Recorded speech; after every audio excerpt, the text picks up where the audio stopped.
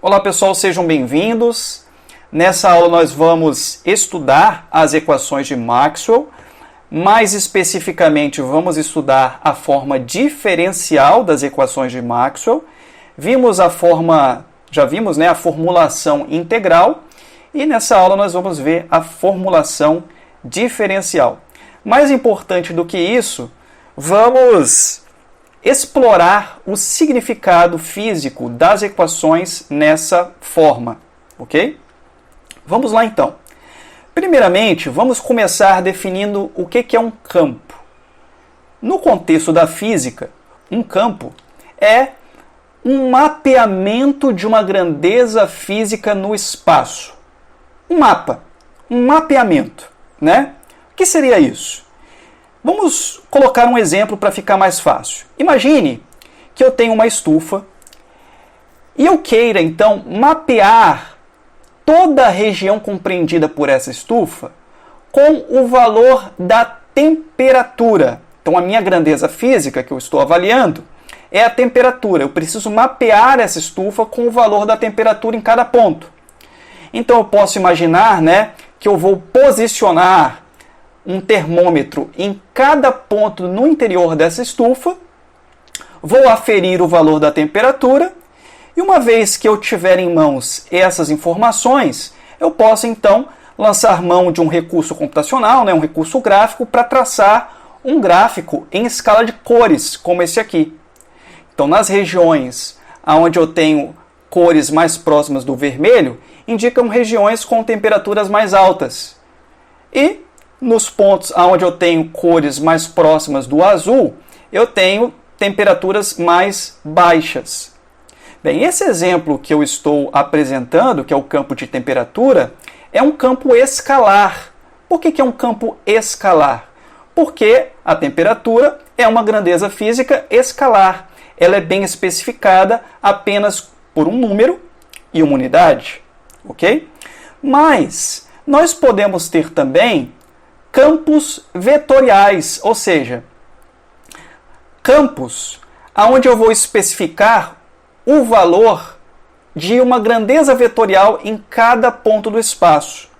Por exemplo, então imagine aqui, eu estou trabalhando aqui com espaço em duas dimensões e eu vou destacar aqui alguns pontos desse espaço. Não vou destacar todos, porque se eu tivesse que representar um vetor em cada ponto desse espaço, a gente não conseguiria ver simplesmente. Estou destacando aqui alguns. Então, imagine que eu tenha transitando nesse espaço um fluido. Por exemplo, eu tenha uma água escoando nessa região em duas dimensões. Então, eu vou representar aqui um campo de velocidades, tá?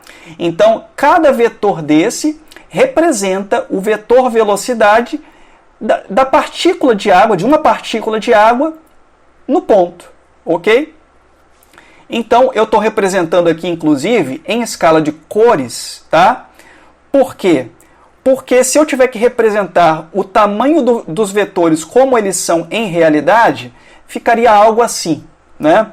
Então, os vetores iriam se superpor e ficaria assim muito difícil da gente visualizar. Então, a gente lança, né, mão desse recurso gráfico, em que a gente representa os vetores mais intensos em vermelho, né, e os menos intensos mais próximos ali do azul, para facilitar a nossa visualização. Tá? Então tá aí um exemplo de campo vetorial, um campo de velocidades em um fluido. Só que uma observação, é claro que um fluido, né, é algo tridimensional, então na prática eu teria que representar esse campo em 3 dimensões. Eu estou representando aqui apenas em 2 dimensões para simplificar a visualização, né? Senão ficaria difícil da gente visualizar o comportamento desse campo aí. Outra observação é a seguinte: um campo ele pode ser estacionário ou pode ser não estacionário. O que é um campo estacionário? O que é um campo não estacionário? Se a configuração do campo não muda com o tempo, digamos que o vetor, a velocidade de cada partícula desse fluido que está sendo representado aí não mude com o tempo, seja sempre o mesmo, ou seja, todas as partículas que passam pela coordenada aqui 1, tenho esse vetor velocidade em todos os instantes de tempo. Então nós temos um caso de um campo estacionário. Mas, de modo geral, os campos dependem do tempo, né? Eles podem variar com o tempo. Um campo de velocidade de um fluido, de modo geral, vai ser não estacionário, né? Porque ali vai depender das variáveis como o vento, né? Que podem mudar com o tempo. Então, um campo, ele, em geral, depende também do tempo, né? E não só varia em cada ponto do espaço. Só para nós ilustrarmos, né, como é que funciona isso aí, eu vou mostrar então aqui como é que ocorre o escoamento desse fluido que eu estou colocando aqui como exemplo, esse campo de velocidades. Então veja que nas regiões ali onde eu tenho os vetores em vermelho, as partículas fluem com maior velocidade. Nessa região central aqui, onde os vetores de velocidade são menores, as partículas fluem mais lentamente, ok? Mas não temos apenas como exemplo de campo vetorial o campo de velocidades. Podemos ter também o campo gravitacional. O campo gravitacional é um exemplo de campo vetorial, onde eu posso representar em cada ponto do espaço o valor do vetor campo gravitacional, ok? Então, se eu posiciono uma dada massa de teste aqui, por exemplo, na redondeza da Terra, ela vai sentir a influência desse campo gravitacional, né? Esse sentir manifesta-se através, né, de uma força atrativa que essa massa vai sentir na direção do vetor campo gravitacional naquele ponto, ok? Muito bem. Temos também aí como exemplo o vetor, o campo magnético de um ímã, que também é um campo vetorial. Então, eu estou representando aí em cada ponto no entorno deste ímã o vetor, né, que representa o campo indução magnética, como nós chamamos, né? Para simplificar, né, nós acabamos dizendo o vetor campo magnético simplesmente. Tudo bem? Bem, observe aqui que nesse caso, né, os vetores eles partem, né, do polo norte, né, e eles apontam para o polo sul, né? Eles apontam para fora do polo norte e apontam para dentro do polo sul, vamos dizer assim. Então, vamos seguir. Mais outro exemplo de campo vetorial é o campo elétrico de uma distribuição de cargas. Então, observe aí que esse campo aponta, os vetores, né, desse campo apontam para fora, o campo elétrico aponta para fora das cargas positivas e apontam no sentido das cargas negativas, ok? Se essas cargas estiverem se movimentando nesse espaço, obviamente essa configuração de vetores campo elétrico vai mudar, né? E eu teria aí um campo não estacionário. Mas, se as partículas estão em repouso, esse campo é um campo estacionário. A configuração dele sempre é essa aí. Tudo bem? Vamos avançar então. Bem, matematicamente, como que eu posso representar um campo vetorial? Nós temos aí um exemplo de campo vetorial, né? Por exemplo, essa função f aqui, esse vetor f, né? Esse campo vetorial f, 6 unidades na direção i mais 6 unidades na direção j, representa um campo vetorial. Perceba que é um campo vetorial uniforme. Por quê? Porque o valor do vetor em todos os pontos do espaço, né, bidimensional, tem o mesmo módulo, tem a mesma norma, né, o mesmo comprimento. Ok? É um campo uniforme. Mas os campos também podem ser não uniformes, né? Eles podem variar de ponto a ponto do meu espaço. Por exemplo, esse campo aqui. Perceba que agora eu tenho um campo aqui que é menos 3y na direção i, mais 3x na direção j. Então é um campo que depende, nesse caso, da coordenada x e da coordenada y. Eu estou representando aqui graficamente como é que funciona esse campo. Ok? Ah, não entendi. Como é que funciona isso? É o seguinte. Imagine que eu queira saber, avaliar, né, o vetor que ocorre no ponto de coordenada 1, 1. Então, no ponto de coordenada x igual a 1 e y igual a 1, qual o valor desse vetor? É só substituir lá. Então, no lugar do y eu coloco 1 e no lugar do x eu coloco 1. Avalio aí quanto que vale. Ah, eu encontrei menos 3 unidades na direção I, mais 3 unidades na direção J. Então, no ponto 1, digamos que o ponto 1 seja esse ponto aí, né? Então, eu vou ter menos 3 unidades na direção I, mais 3 unidades na direção J. Então, o vetor no ponto de coordenadas 1 é esse vetor aí, ok? Eu tenho outro ponto, x igual a 3, y igual a menos 2. Então, eu substituo lá, menos 2 e 3 aqui. Então, menos 3, menos 2, 6 na direção I, mais 9 na direção J.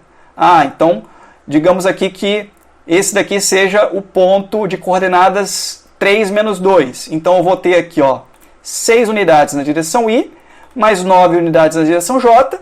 Então, eu vou ter esse vetor aí no ponto 3 menos 2, ok?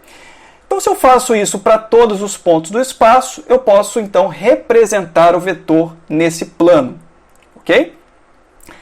Se eu multiplicar esse campo vetorial por menos 1, vai acontecer a mesma coisa que acontece quando eu multiplico um vetor por menos 1. Se eu multiplico um vetor por um escalar negativo, ele muda de sentido, ok? Então, observe, veja o que vai acontecer aqui com esse campo se eu multiplicar esse campo por menos 1. Aí, todos os vetores mudaram de sentido. Agora eu tenho o campo representado pela função 3y na direção I, menos 3x na direção J, ok? Temos outros exemplos aqui de campo, por exemplo, esse aí, menos x² na direção I, menos xy na direção J. Coloquei outros exemplos aqui, esse daí também, né? Temos esse outro exemplo aí. E temos esse aí também, ok? Funciona tudo da mesma maneira. Bem, o que acontece? Quando nós trabalhamos com campos vetoriais e queremos avaliar como é que esse campo se comporta no espaço, nós usamos duas operações matemáticas para fazer essa avaliação. A primeira dessas operações matemáticas chama-se divergente. Então, vamos ver aqui o que é tomar o divergente de um campo vetorial. O que seria, do ponto de vista matemático, calcular o divergente de um campo vetorial? Vamos lá. Então, eu tenho aqui um campo vetorial agora em 3 dimensões. Então, é um campo que depende da coordenada x, y e z. Tá? Então, essa componente x, em geral, depende de x, depende de y e depende de z. A componente y também, em geral, depende de x, y e z.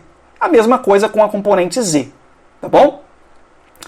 Aí, eu tenho, na matemática, um operador, tá? Que é chamado operador nabla. O que é esse operador nabla?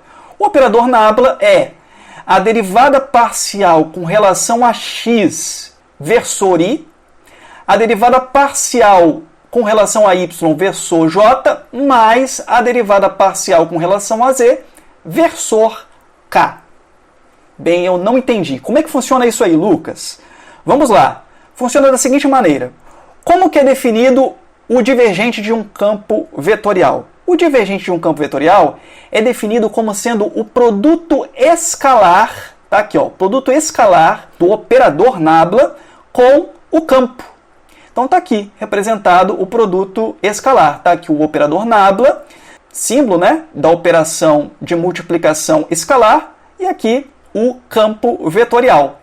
Então, se eu faço o produto escalar disso com isso, o que vai dar? Ó, I escalar I dá 1. I escalar J dá 0. I escalar K dá 0.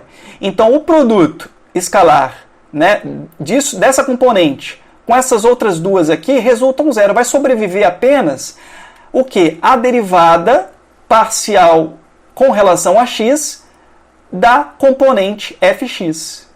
Se eu fizer a mesma coisa aqui com a segunda componente, vou encontrar a mesma coisa, né? vai sobreviver apenas a componente y. E se eu fizer para a componente z, vai dar a mesma coisa. Então eu vou encontrar isso aqui, ó, a derivada parcial da componente x em relação a x, mais a derivada parcial da componente y com relação a y, mais a derivada parcial da componente z com relação a z. Está aqui o divergente do campo vetorial, representado aí pela letra F. Ok? Vamos apresentar um exemplo de cálculo do divergente para ficar mais claro como fazemos essa operação. Então temos aqui um exemplo de campo vetorial. A componente x é x² y, a componente y é simplesmente z, e a componente z é x² mais z. Por definição, o divergente é a derivada parcial com relação a x da componente x, mais a derivada parcial com relação a y da componente y, mais a derivada parcial da componente z com relação a z.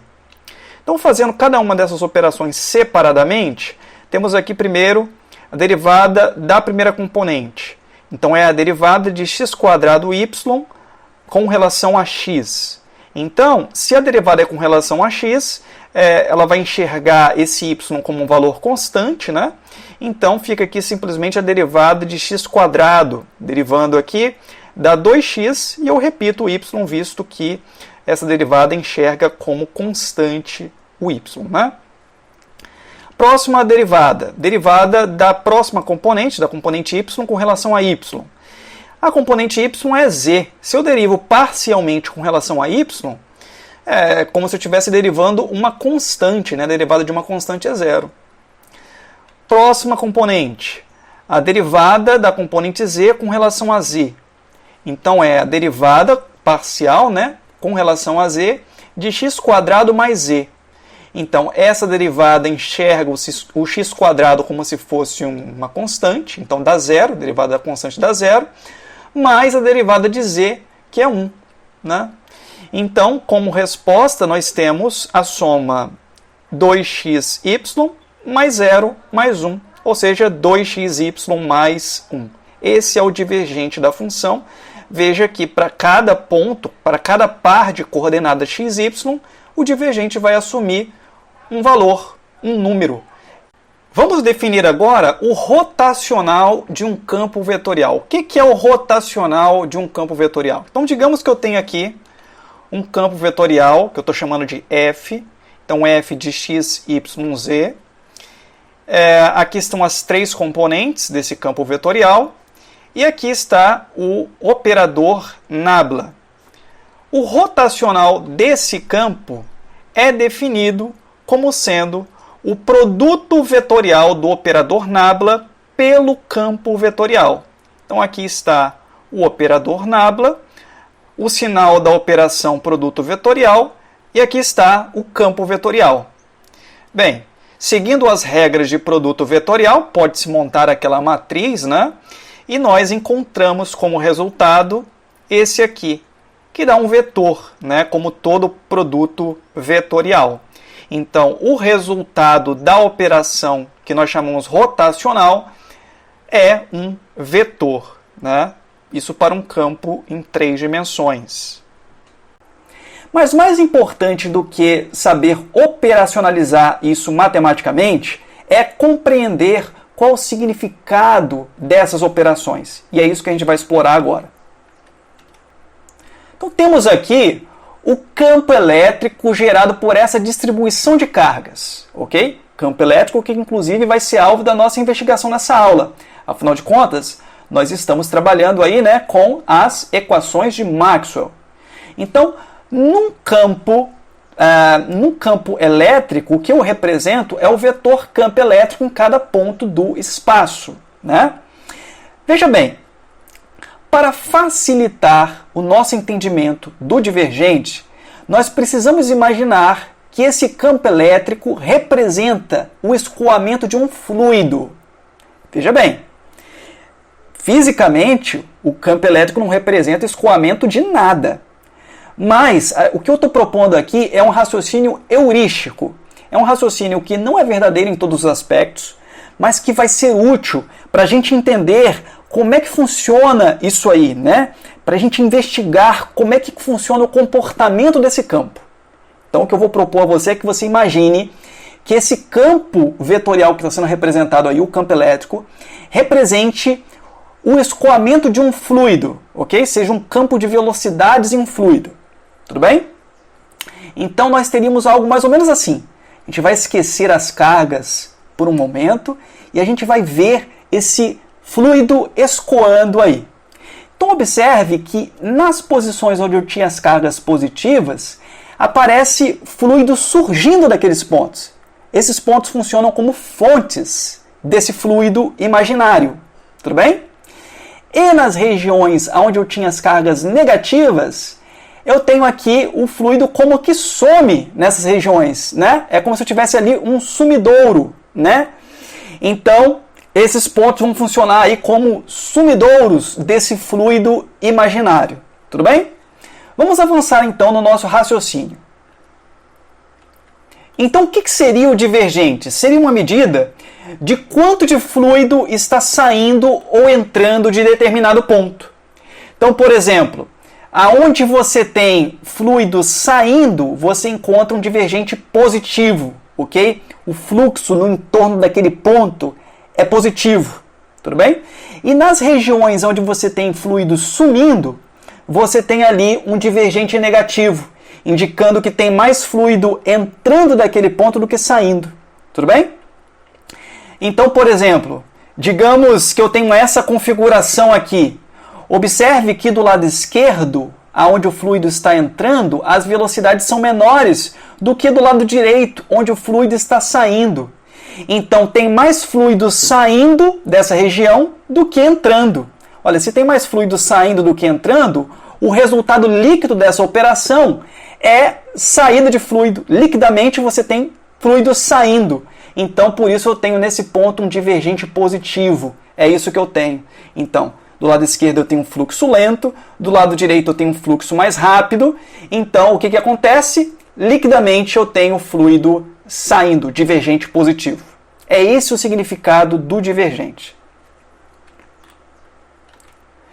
Então, se eu tenho aqui um campo então bidimensional, eu posso avaliar o valor do divergente desse campo em cada ponto à medida que eu vou passeando através desse campo. Em algumas regiões você vê que você tem um fluxo líquido entrando, em outras regiões você vê que você tem um fluxo líquido saindo, ok?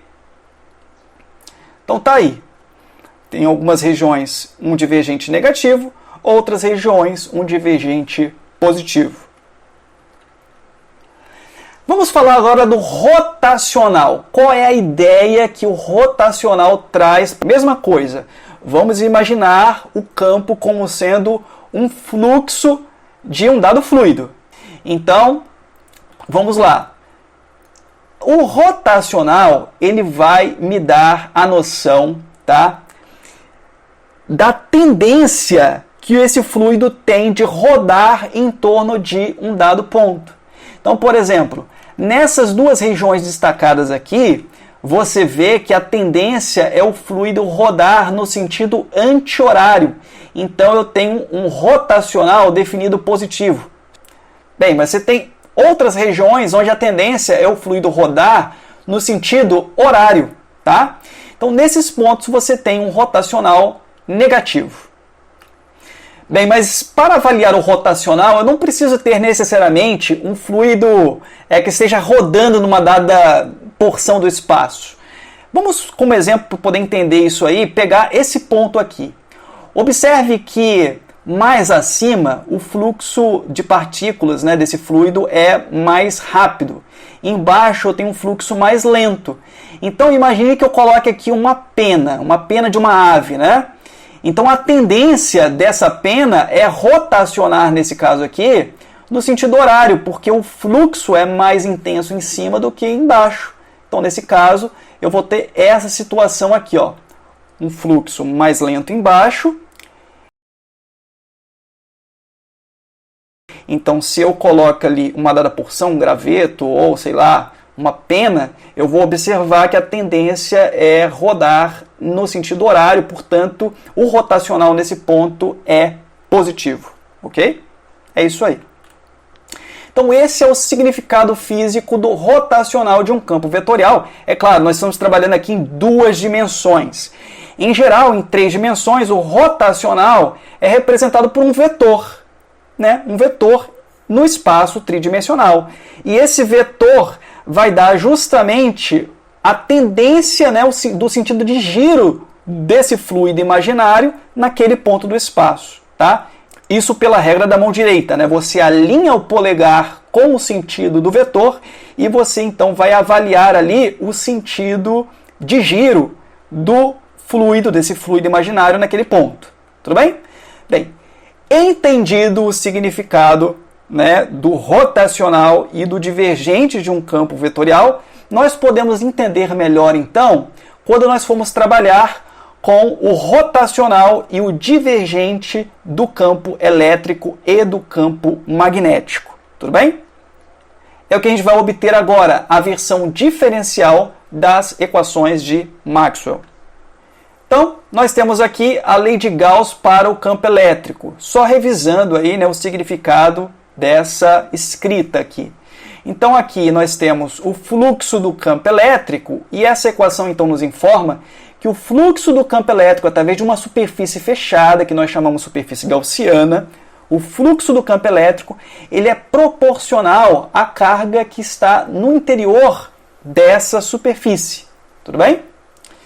Olha, nós podemos escrever de forma mais geral essa expressão dessa maneira aqui. O que eu tenho aqui? Eu continuo tendo aqui o fluxo do campo elétrico através da superfície, mas ao invés de colocar aqui a carga interna, eu escrevi aqui a integral da densidade de carga dentro desse volume. É porque, em geral, eu posso ter aqui uma distribuição de carga, né? Onde em cada ponto desse volume eu tenho um valor de carga diferente, né? Então eu tenho aí uma distribuição de carga. E o que eu estou propondo aqui é que você some as cargas contidas nessa porção, tá? Em todo esse volume, tá? Então é isso que está me dizendo aqui. A integral de ρ dV, a integral da densidade de carga dentro dessa superfície. Tudo bem? Então, essa superfície S aqui é a superfície gaussiana, né? A superfície fechada. E esse volume onde é realizado essa integração aqui é o volume delimitado por essa superfície. Tá claro isso? Vamos avançar. Bem, nesse momento eu gostaria de abrir um parênteses para apresentar um resultado matemático bastante poderoso que vai ser útil para a gente nesse momento, que é o teorema do divergente.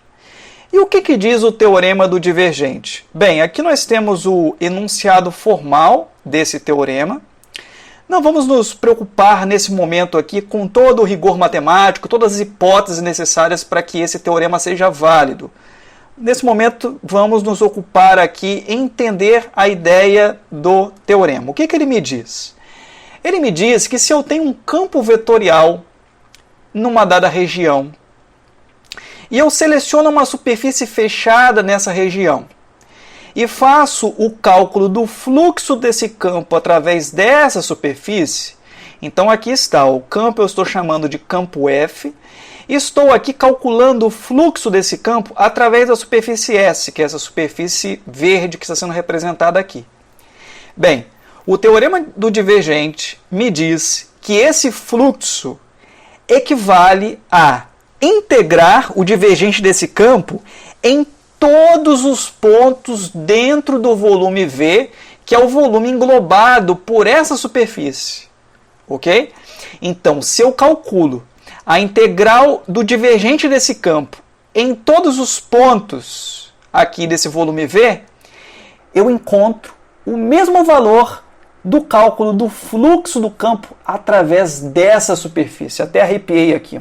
Teorema muito poderoso, né? Aparentemente são coisas que não têm nenhuma relação, né? O fluxo do campo através da superfície e o valor, o somatório do divergente do campo dentro do interior dessa superfície, né? Mas estão relacionados, É o que diz o teorema do divergente. Tá? Vamos aplicar o teorema do divergente à equação que acabamos de trabalhar. Então temos aí a lei de Gauss para o campo elétrico, conforme eu mostrei há pouco. E aqui, do lado esquerdo, nós temos justamente o fluxo de um campo através de uma superfície fechada. Vamos aplicar o teorema do divergente. O teorema do divergente me diz que esse fluxo equivale a somar o divergente desse campo em todos os pontos no interior desse volume. Ok? Tá aí. Agora o que eu vou fazer? Eu vou substituir esse resultado aqui na expressão de cima. Substituindo o resultado na expressão de cima, eu obtenho essa equação aqui embaixo. Tá? Então observe que aqui à esquerda eu tenho a integral dentro desse volume. E à direita eu também tenho uma integral dentro desse mesmo volume. Então posso agrupar esses dois termos, né? Posso jogar esse ε0 aqui para dentro, é uma constante, né? Jogo aqui para dentro, vai ficar ρ sobre ε0. E depois passo aqui para a direita e coloco os dois integrandos dentro de um mesmo. Tá aqui, ó.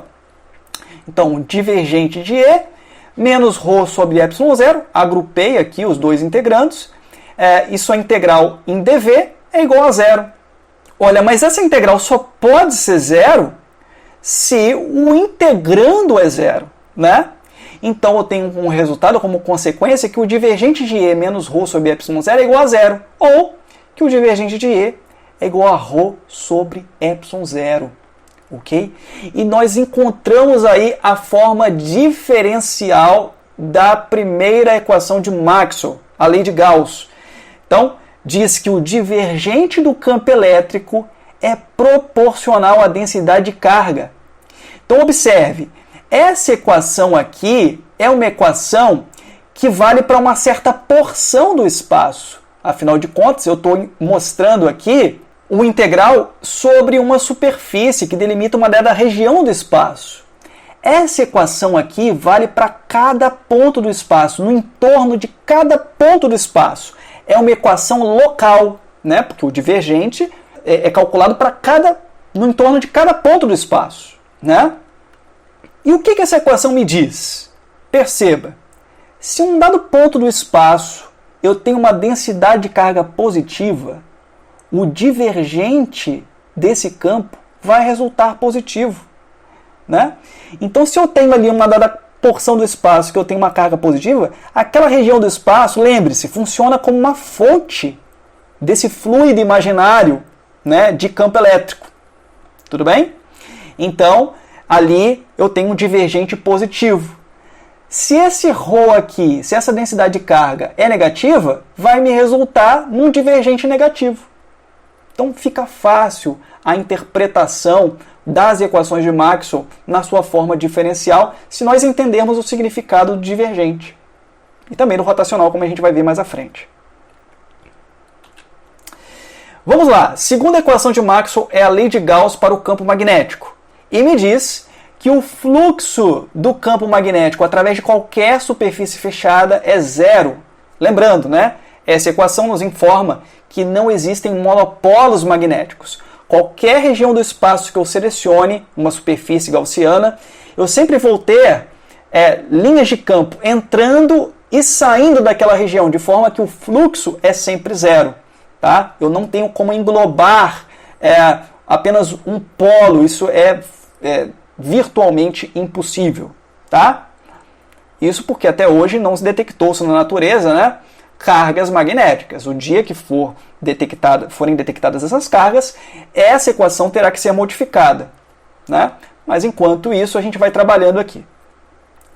Vamos lá. Usando o teorema do divergente aqui, eu posso escrever então que o fluxo do campo magnético através da superfície é equivalente a calcular a integral de volume do divergente desse campo dentro do volume delimitado por essa superfície. Ok? Então tá aqui. Se eu substituo esse resultado aqui em cima, eu encontro então que essa integral é igual a zero. Olha, mas essa integral só pode ser igual a zero se o próprio integrando é zero.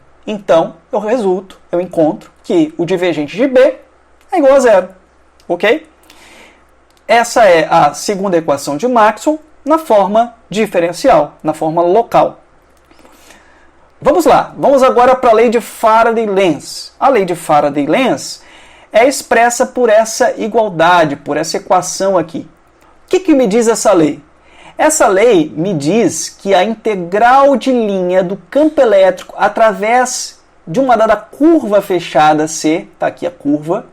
Então, se eu integro o campo elétrico nessa região ao longo dessa curva, ok? O que eu vou encontrar como resultado? O que eu tenho aqui à direita? À direita, você observa aqui, primeiramente, né, o que eu tenho aqui à direita? Eu tenho o fluxo do campo magnético. Essa integral aqui é o fluxo do campo magnético através de uma superfície S. E qual superfície S? Qualquer superfície que tenha como contorno esse caminho vermelho aqui. Por exemplo, a superfície que está em cinza aqui, ok? Então, se eu faço o cômputo desse fluxo do campo magnético através dessa superfície aqui, que mede a quantidade de linhas de campo que atravessam essa superfície, e se eu calculo a variação desse fluxo no tempo, tá aqui, ó, a variação do fluxo magnético através dessa superfície no tempo, o negativo disso vai me resultar, né, nessa integral de linha do campo elétrico nessa curva. Bem, nesse momento eu vou propor uma manipulação matemática. Observe que à direita eu tenho aqui duas operações. Uma operação de integral, a integral desse campo, e uma operação de derivada, né, a derivada desse resultado.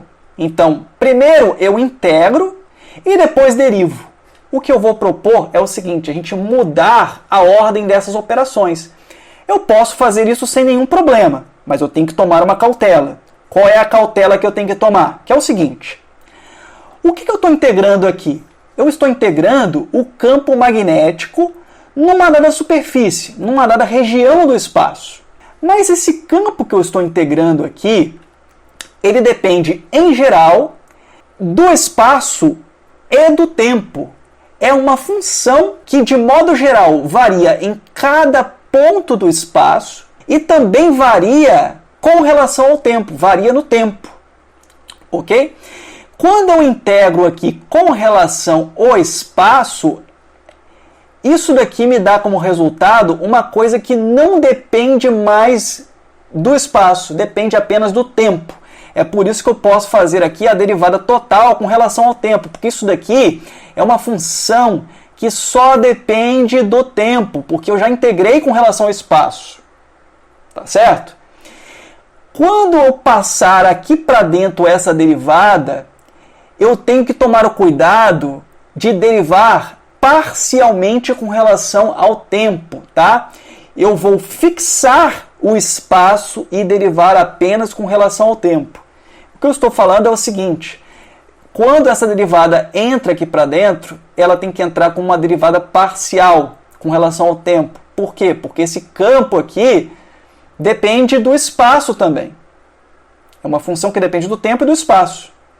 Então eu vou derivar ela com relação ao tempo primeiro, fixando o espaço, e depois integro o resultado nessa região do espaço, nessa área S. Tudo bem? Então esse é o único cuidado que eu tenho que tomar na hora de fazer essa operação matemática aí. Tá? Avançando.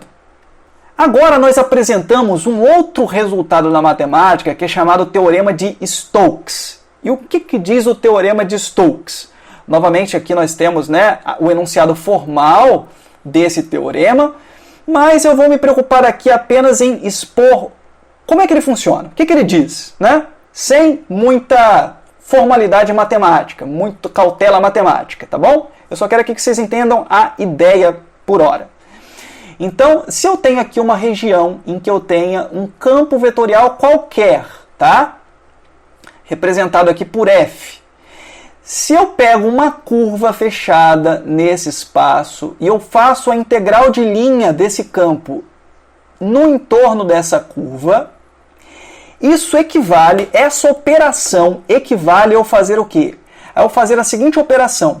Eu vou calcular o rotacional desse campo em todos os pontos sobre qualquer superfície que tenha como limite essa curva. Por exemplo, essa superfície amarela aqui. Então pega essa superfície amarela. Eu vou calcular o rotacional desse campo em todos os pontos sobre essa superfície amarela. E depois eu faço o quê? Eu vou fazer o fluxo desse rotacional. Perceba que o rotacional resulta um vetor, né? Então o que eu estou fazendo aqui? Eu estou fazendo o cálculo do fluxo, tá aqui, ó, o fluxo através de uma superfície, né? Do que? Do vetor rotacional desse campo, tá bom? Então é isso que me diz o teorema de Stokes. Vamos lá, vamos avançar então. Vamos aplicar o teorema de Stokes então para essa equação aqui. O que eu tenho aqui à esquerda? O que eu tenho aqui à esquerda é justamente a integral de linha do campo elétrico. Eu posso aplicar o teorema de Stokes aqui, né? Então o que o teorema de Stokes me diz? Me diz que essa integral de linha aqui, essa integral de linha, então é equivalente ao fluxo do campo rotacional do campo elétrico. Ok? Então eu tenho essa igualdade. Substituindo essa igualdade aqui em cima, então eu vou encontrar isso aqui, ó. Então observe que tanto à esquerda quanto à direita eu tenho uma integral ao longo da superfície S aqui. Eu posso colocar esses dois integrandos sob a mesma integral, né? Então eu posso escrever assim. Né? Então passei aqui essa derivada parcial, né? Com o sinal negativo aqui, para o outro lado positivo, então está aqui, ó, rotacional de E, mais a derivada parcial com relação a B, isso, né, é calculado aqui dentro, né, sobre essa superfície S. Tá? Isso me resulta zero, né? Sobrou zero aqui desse lado, passei esse termo aqui para a esquerda. Então o que acontece? Se essa integral aqui resulta zero, isso significa que o integrando aqui só pode ser zero. Então, está aqui a lei de Faraday-Lenz na forma diferencial. O que essa equação me diz? Essa equação me diz que se eu tenho um campo magnético variando no tempo, né? Ou seja, se essa derivada aqui é diferente de zero, eu vou ter um rotacional do campo elétrico também diferente de zero. Ou seja, eu vou ter um campo elétrico rotacionando no entorno daquele ponto. Ou seja, a variação do campo magnético está me produzindo um campo elétrico rotacionando naquele ponto, né, com uma tendência de rotação naquele ponto. Tá claro isso aí? Fica bem fácil agora de a gente visualizar isso aí. Vamos agora para a lei de Ampère-Maxwell. O que diz a lei de Ampère-Maxwell? Me diz, né, que a integral de linha agora do campo magnético através de um contorno, de uma curva C, vai me resultar o quê? Vai me resultar nisso que está à direita. O que está à direita? Olha, vai depender da corrente que atravessa, né, delimitada por essa superfície, né, mais, né, a variação temporal do fluxo do campo elétrico através de qualquer superfície delimitada por essa curva. Né? Bem, isso a gente já viu, mas vamos avançar então nessa ideia, né, na manipulação desta equação. Olha, eu posso escrever essa corrente I aqui da seguinte forma. Eu posso escrever essa corrente I como sendo a integral de uma densidade de corrente. Então a gente pode definir uma densidade de corrente, ou seja, é a quantidade de carga por unidade de tempo e por unidade de área nessa superfície aqui. Tá? Então eu posso definir essa densidade de corrente e integrar essa densidade através da superfície. Isso daqui vai me resultar o quê? Se eu estou integrando a densidade da corrente numa dada área, eu encontro como resultado a corrente atravessando aquela área. Tudo bem? Então eu só reescrevi o I dessa maneira aqui, para poder ficar duas integrais de superfície aqui. Afinal de contas, a corrente atravessando aqui é justamente a corrente atravessando essa superfície, e aqui é o fluxo do campo elétrico através da mesma superfície. tá bom? O que eu vou fazer agora? Vou mudar novamente a ordem das operações aqui. Observe que novamente eu tenho a integral do campo elétrico e depois a derivada com relação ao tempo. Vou mudar a ordem, tomando cuidado de, quando eu entrar com isso, entrar com a derivada parcial com relação ao tempo. Tá aí. Coloquei também essas constantes aqui para dentro. μ0, ε0 coloquei aqui para dentro, tá bom? É uma constante, pode passear aqui, né, para dentro e para fora da integral tranquilamente. E aqui também eu passei essa constante μ0 para dentro, tudo bem? Só para reescrever esse negócio. E agora eu vou fazer o quê? Eu vou juntar aqui essas duas integrais, vou colocar numa mesma integral, né? Vou colocar esses dois integrandos sobre a mesma integral. Assim, ó, posso juntar, né? Tá aí. Pronto, feitas essas manipulações, o que eu vou fazer agora? O que eu observo aqui à esquerda? A integral de linha de um campo vetorial, que é o campo magnético. Eu posso usar aqui o teorema de Stokes. Então tá aqui, ó. Então, usando o teorema de Stokes, eu vou encontrar o quê? A integral de linha do campo magnético através da curva é equivalente a eu calcular o fluxo do vetor rotacional do campo B. Tudo bem? Então tá aqui. Então, substituindo esse resultado aqui em cima, ó, o que eu encontro? Eu encontro isso aqui. Tudo bem? Vamos lá. O que a gente tem aqui agora? À esquerda, eu tenho a integral através da superfície desse negócio aqui. E aqui à direita, eu também tenho integral através da mesma superfície. Então, eu posso colocar tudo sobre a mesma integral. Vou passar, então, o que está à esquerda aqui, tudo para a direita, e colocar esses integrandos, tudo sob a mesma integral. Ok? Então, vou colocar assim, ó. Pronto. Passou tudo negativo, né? μ0j passa negativo para cá, e aqui também passa negativo para a esquerda. Tá aqui. E, novamente, né? Essa integral aqui resulta zero, justamente porque o integrando só pode ser zero. Então, se o integrando é zero, está aqui a equação que eu obtenho. Pronto, fechamos o nosso quadro. Temos aí a lei de Ampère-Maxwell expressa na forma diferencial. E o que essa lei me informa? Essa lei me informa que eu tenho duas fontes para campo magnético. Quais são essas fontes? Correntes, né? Tem aqui densidade de corrente, e variação de campo elétrico.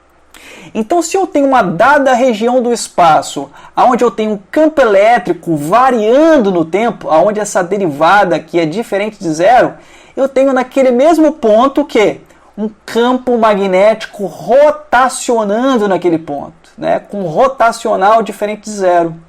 Ok? E também, se eu tenho uma densidade de corrente diferente de zero uma dada região do espaço, imagine um fio percorrido por uma corrente elétrica. A densidade de corrente é especificada pela direção, pelo sentido das cargas em movimento nesse fio. Então, como resultado, eu tenho o quê? Eu tenho um campo magnético rotacionando em torno desse fio. Então, gente, temos aí o nosso quadro completo. O objetivo dessa aula está exposto, né, que era justamente obter a forma diferencial das equações de Maxwell e ter uma noção do que essas equações nos dizem, ok? Espero que tenham entendido, espero que tenham gostado e até a próxima.